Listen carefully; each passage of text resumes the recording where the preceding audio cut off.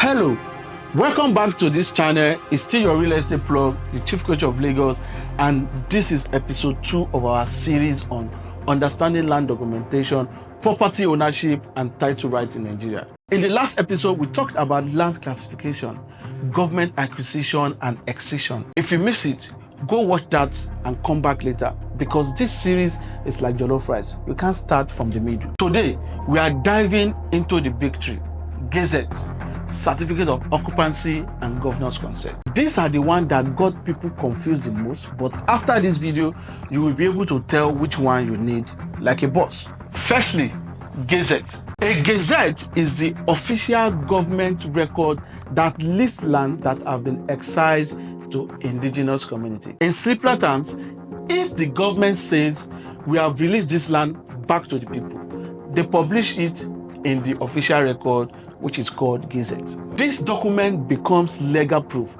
that a land is no longer under acquisition.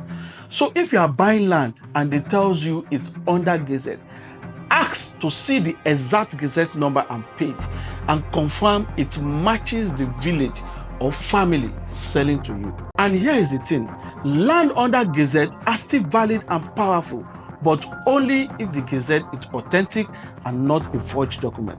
So verify it from the Lansbury or use a trusted professional. Certificate of Occupancy. Let's talk about the almighty Certificate of Occupancy, aka CofO. This is probably the most popular land title in Nigeria, and for a very good reason. A CofO is a document issued by the state government that gives you the legal right to occupy a piece of land for 99 years, either for residential or for commercial use. Also, for agricultural use, it's usually 25 years lease. It's like the government saying, we have leased this land to you officially, you are the recognized owner for the lease period. It contains information like your full name, the land size and location, the purpose of usage, the terms and conditions, the annual grant rent, and the start date of the lease. But here is a part many people don't know. There are 3 ways of getting CofO. Let me break it down. Firstly, CofO through land regularization. This happens when someone buys land, often from the family or indigenous owner or indigenous community that doesn't have official title on it. If the land isn't committed or under government acquisition, the government can regularize it. This means they accept the person as the lawful occupant and issue a CofO to back it up. So it's like saying legalizing what was previously informal ownership. Secondly, CofO through resettlement. This happens when the government takes over a large area for development, like airport, refinery, free zone, and the likes, and they relocate the original settlers to a new area. To compensate them, the government gives them a new land and issues CofO on it.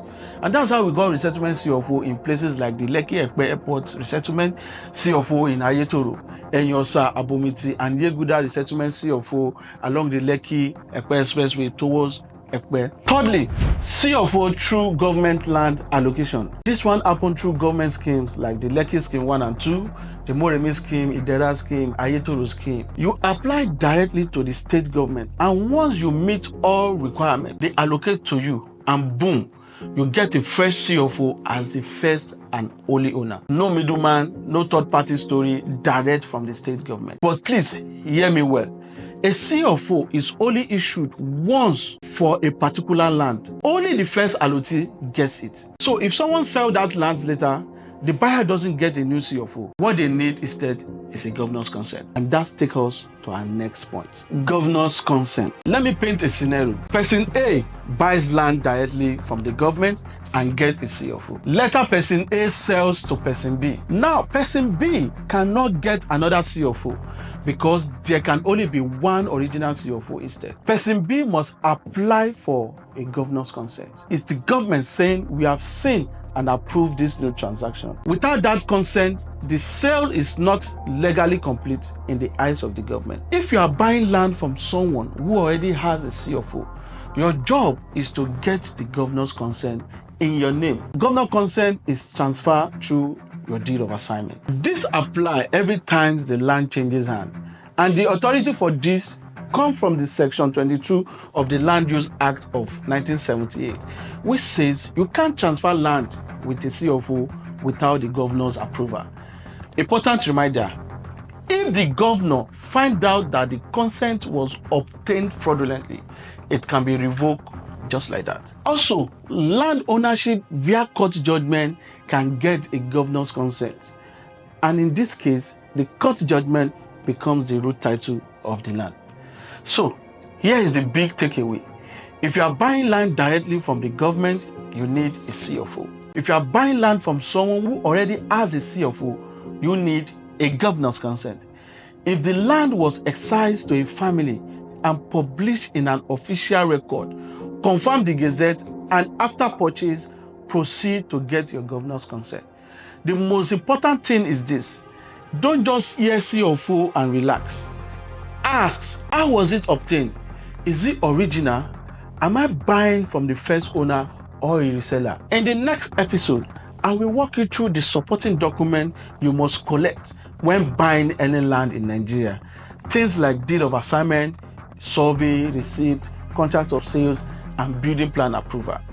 If you are enjoying this series, hit the likes button, share this with someone, and don't forget to subscribe so you don't miss the episode 3.